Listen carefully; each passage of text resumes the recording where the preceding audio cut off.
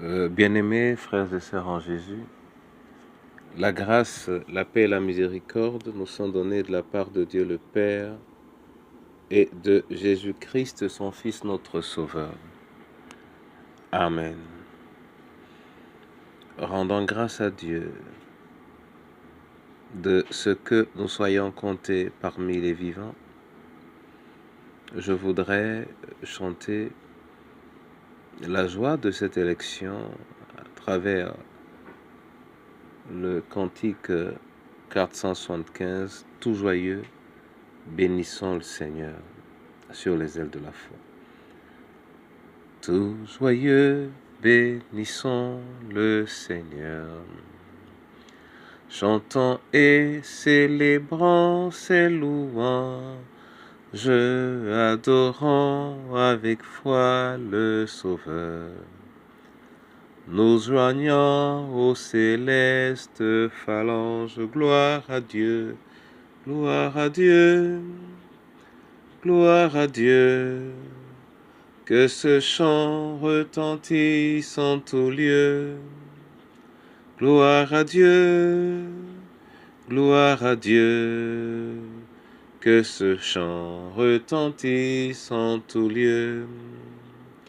Dieu dans son incomparable amour, du ciel envoya son Fils unique, et la terre et les cieux en ce jour s'unissent pour chanter ce cantique. Gloire à Dieu, gloire à Dieu, gloire à Dieu.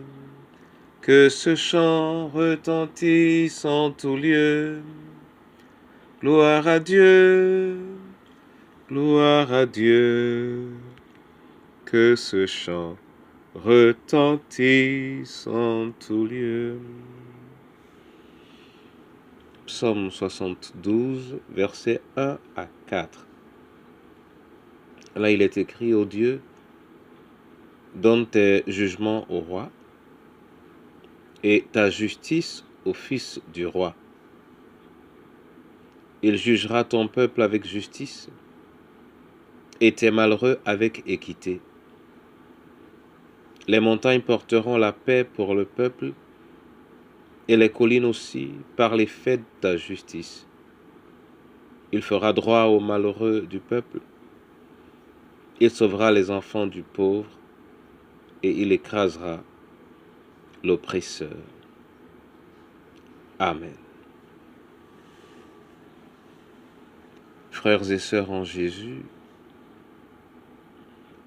ce psaume nous présente dans ces 4 premiers versets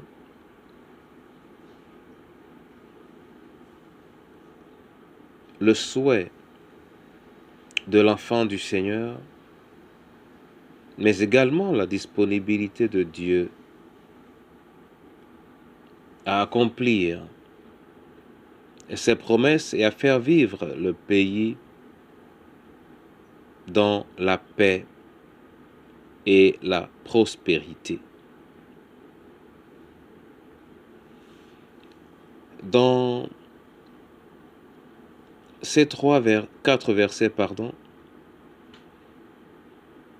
j'aimerais en garder 2. Le premier et le 4e.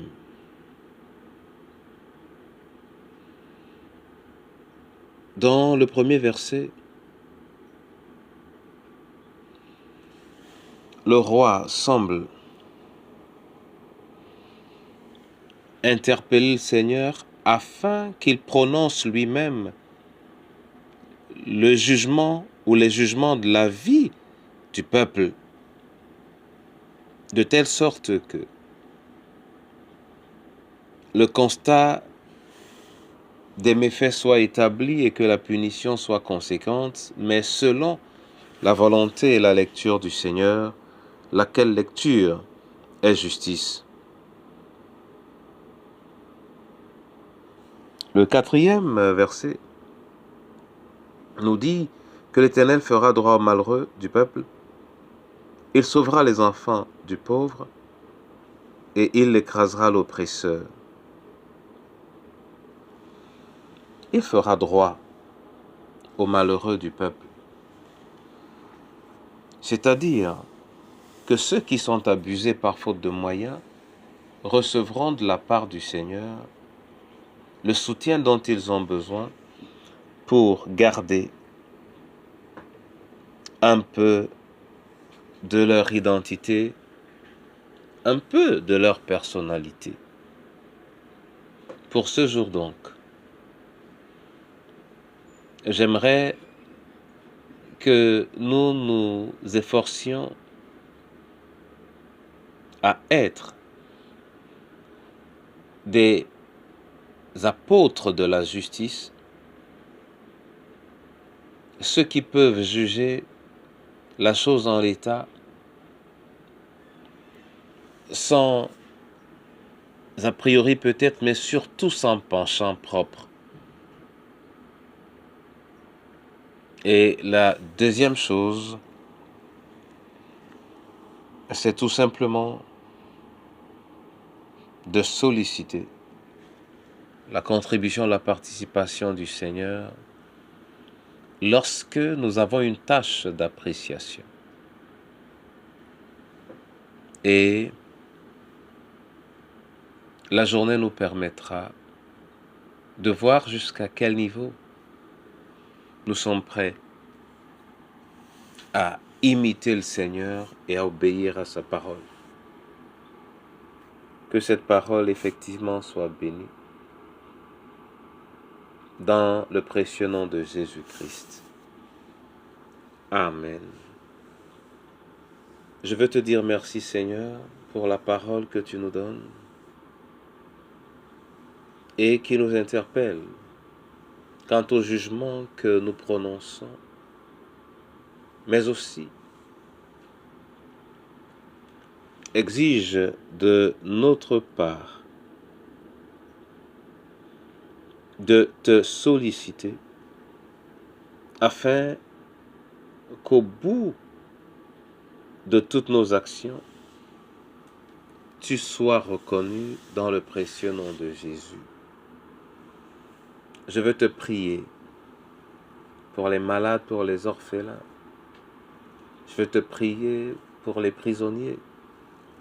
Je veux te prier pour les cœurs en peine, pour quelque raison que ce soit. Et je veux, Seigneur, te prier